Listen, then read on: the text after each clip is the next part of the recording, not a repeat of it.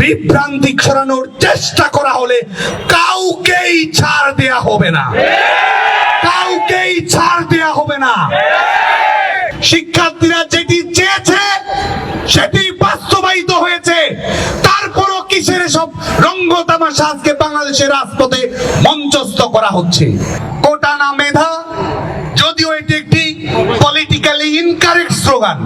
যারা আন্দোলন করছে, যারা এখানে রয়েছে, বিভিন্ন শিক্ষা প্রতিষ্ঠানে লেখাপড়া করছে, যারা চাকরি প্রত্যাশী, সবাই অবগত রয়েছে যে তাদের চাকরিতে নিয়োগ প্রক্রিয়ায় কোনো ধরনের কোনো কোটা ঠিক এই মুহূর্তে নেই।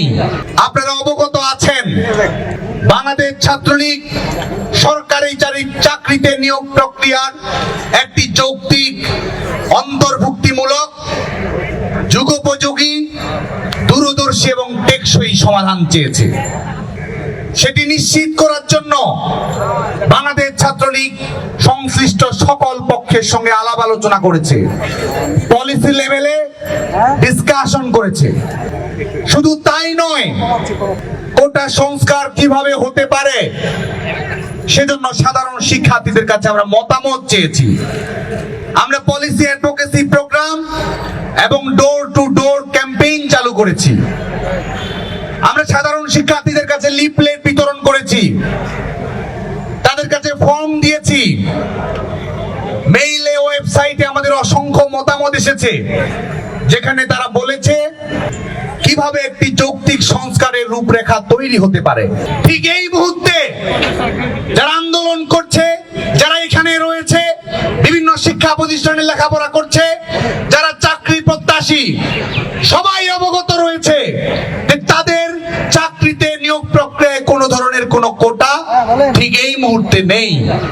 তাহলে কিসের জন্য এই টেনে হিসড়ে আন্দোলনকে লম্বা করা? তাহলে কিসের জন্য আন্দোলনকে প্রলম্বিত করা? শিক্ষার্থীরা যেটি চেয়েছে সেটি বাস্তবায়িত হয়েছে, তারপরও কিসের সব রঙ্গ তামাশা আজকে বাংলাদেশের রাজপথে মঞ্চস্থ করা হচ্ছে। প্রজ্ঞাপন পুনর্বহাল হয়েছে, তারা কি রাজপথের নৈরাজ্য থেকে সরে এসেছে? সরে আসেনি, বরং উস্কানিমূলক কর্মকাণ্ড দিয়ে আমাদের মহান মুক্তিযুদ্ধের চেতনাকে কটাক্ষ করে তারা রাজনৈতিক কর্মকাণ্ড পরিচালনা করেছে। গোটা বাংলাদেশ ব্যাপী এই অনাকাঙ্ক্ষিত পরিবেশ, এবং এই অনাকাঙ্ক্ষিত পরিবেশ কোথায় গিয়ে থামলো? শিক্ষার্থীরা কোটা সংস্কার চায়, শিক্ষার্থীরা যৌক্তিক কোটা সংস্কারের কথা বলেছে। কোটা না মেধা, যদিও এটি একটি পলিটিক্যালি ইনকারেক্ট স্লোগান, একাডেমিক দিক থেকে সম্পূর্ণ ইনকারেক্ট স্লোগান, সেই স্লোগান দিয়েছে, মেনে নিলাম। কোটা সংস্কার চেয়েছে, সেই কোটা সংস্কার চাই আন্দোলনকে তারা কোন জায়গায় পর্যবসিত করলো, যেখানে সাধারণ শিক্ষার্থীদেরকে বিভ্রান্ত করে এই প্রফেশনাল আন্দোলনকারীরা, এই রাজাকারের প্রেতাত্মারা এই বাংলার পবিত্র জমিনে আমি রাজাকার বলে স্লোগান দেখার অত্যত্ব দেখিয়েছে। বাংলাদেশ ছাত্রলীগ তো শুরু থেকে দায়িত্বশীল ভাবে প্রত্যেকটি কর্মকাণ্ড পরিচালনা করেছে।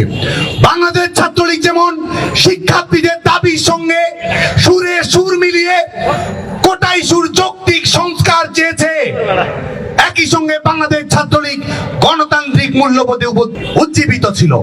8 দিন তো আন্দোলন হয়েছে, বাংলাদেশ ছাত্রলীগ তো ফিরেও তাকায়নি।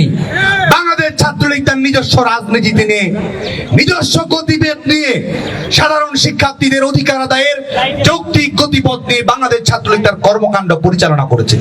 বাংলাদেশ ছাত্রলীগ ও সাধারণ শিক্ষার্থীদের কাছে মতামত চেয়েছে যে কিরকম রূপরেখা তারা চায়।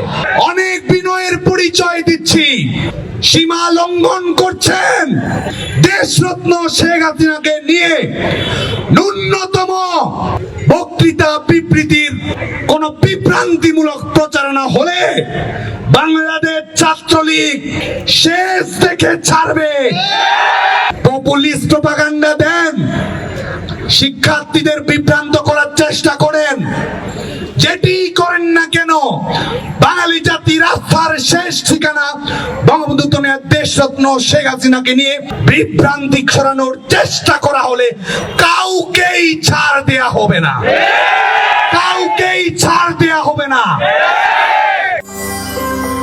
সত্য, বস্তুনিষ্ঠ ও নিরপেক্ষ দৈনিক জনবাণী।